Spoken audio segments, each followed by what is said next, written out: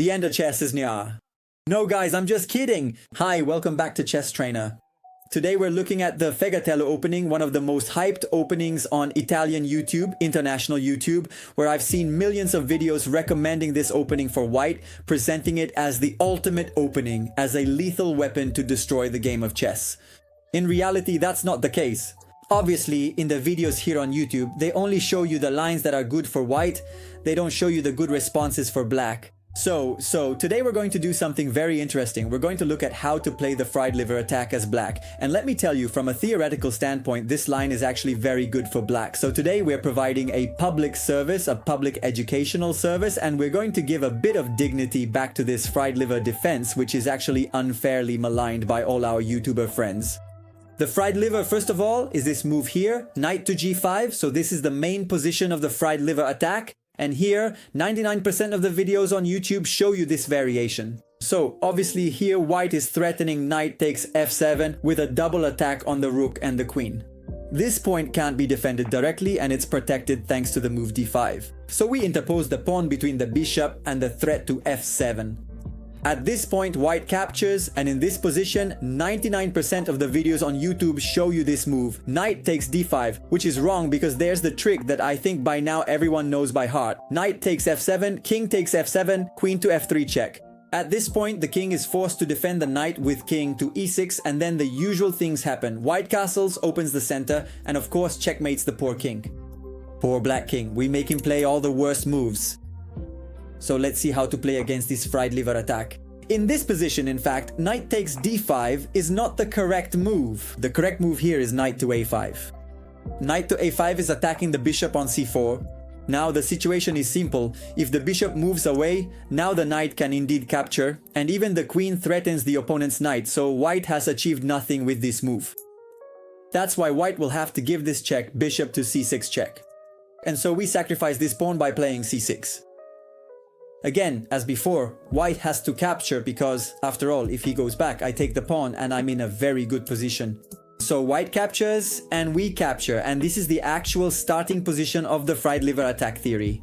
There are three moves here. The main move is bishop to d3, and we'll soon understand why. Then there's bishop e2, which is a retreat but not particularly effective, and then there's queen to f3. What's the idea behind queen to f3? Queen to f3 aims to attack the rook along the x-ray, so if we capture the bishop, the queen takes the rook. Okay, this is also a little trick, because in this position, black has a very simple move, which is bishop to e7. Bishop to e7, let's say it sets up a nice trap. Bishop to e7, obviously the goal is not only to castle, but we've also cleared the f8 square for the king. What's the trap? If white continues developing by castling, trying to stick with the previous idea, that is, if I take the bishop, white takes my rook on a8, here comes the surprise. After bishop to g4, we attack the queen. The queen doesn't have a single square available to keep up this attack on the rook. So at this point, white has to give a check with the bishop, but now, surprise, we've freed up the f8 square. We play king to f8, and now the queen is under threat, so it will have to move, and then with the knight we'll capture the bishop, ending up with a nice extra piece. So that's the trap. Now, the last thing to know in this queen to f3 variation is what happens in the case of bishop takes c6. Obviously, we recapture with the knight, queen takes c6, bishop to d7, and now the queen has to retreat. At this point, black is down 2 pawns. However, in this position, black has an initiative that is nothing short of devastating. In fact, here black just needs to castle short and then is ready to launch any plan against the opponent's castling.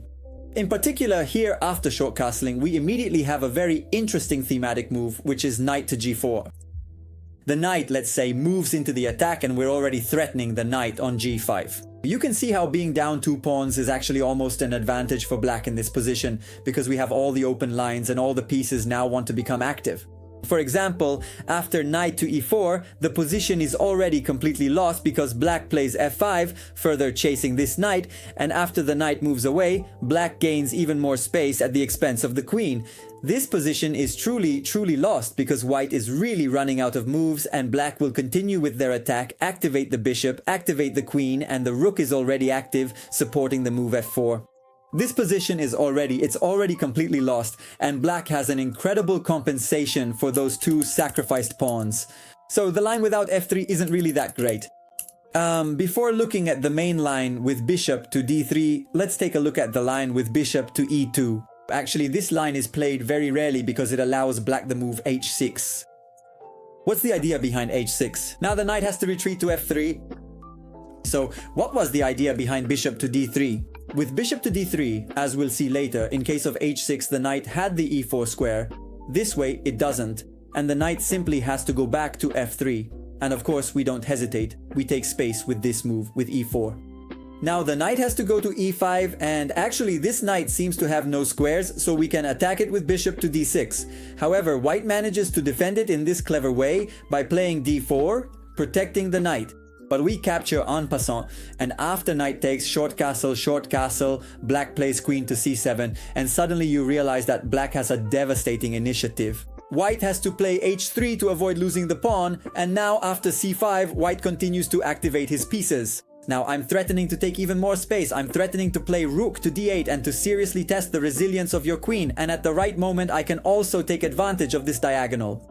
I can assure you that in this position the compensation is enormous, so black's pawn deficit is not a problem at all because the attacking potential is truly limitless. So let's take a look at the last variation that we have left.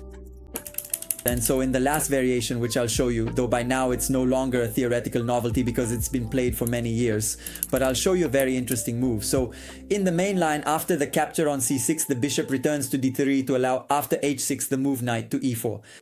Since we don't want to exchange these pieces, our move here is knight to d5, so we attack the knight in this way. At this point, the knight, let's say, moves, and the knight goes to... It can't go to e4, sorry, because what's the problem with knight to e4? I think you've already figured it out. Obviously, I play f5, and now the knight has to move again. Here, just like in the previous variation, we can once again take more space with e4, then develop our pieces, and white will really struggle a lot to avoid getting checkmated. For this reason, the knight has to go back to f3, where it also attacks the e5 square. At this point, we make this developing move. Bishop to d6, also defending the pawn. White castles short, and black also castles short. Now white plays rook to e1, and let's say it seems like there's a problem. Obviously, what comes naturally to us in this position? Here, we'd like to play f5 and then e4, right? But the move rook to e1 is attacking this pawn, and we don't really want to play rook to e8 because rook to e8 somewhat conflicts with our idea of playing f5. Well, here the theoretical novelty, which by now is no longer really a novelty, is the move f5. Black voluntarily leaves the pawn on e5, hanging, because after knight takes e5, this move queen to f6 comes. Now the knight has to go back, but first let's look at this other move. Let's first look at knight to c4, which is a mistake. Knight to c4 is a mistake because after knight takes, bishop takes, there's a tactic here. I invite you to pause and try to find this move. No, it's not bishop takes h2, I'm sorry.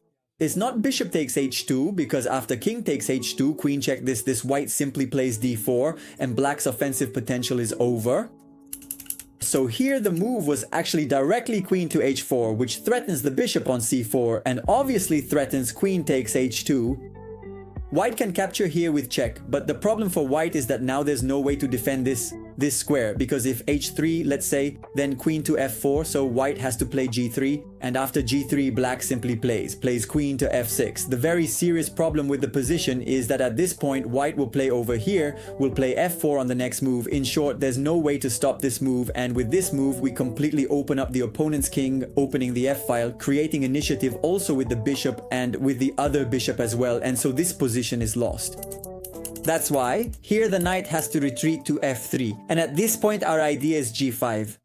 A very, very interesting idea. And obviously we're threatening g4, which would trap the knight. It doesn't have not a single square to go to. So at this point white has to try playing g3 to limit the bishop and still give the knight some squares, but after the move f4, black manages to open the f-file.